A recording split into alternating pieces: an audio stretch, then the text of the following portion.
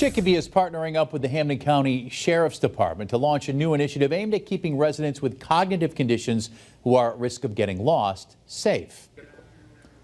It's called Project Lifesaver, the project using technology and rapid response teams to help find people with conditions like Alzheimer's, dementia, and autism if they wander off. The free technology is wearable and has a radio frequency that law enforcement can use to track down those people and bring them home safely to their loved ones. Representatives from the Hamden County Sheriff's Office demonstrated how it works earlier today.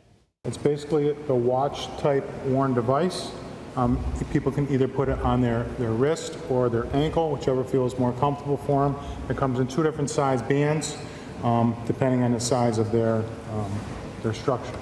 So we have several different colors, and every 2 months we go out to the person's household or school or program, and we change out their batteries to make sure that everything's up to par.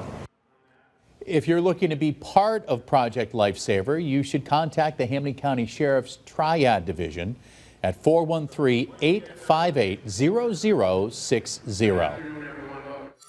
Well, now that the sun's back out, you might think about heading to the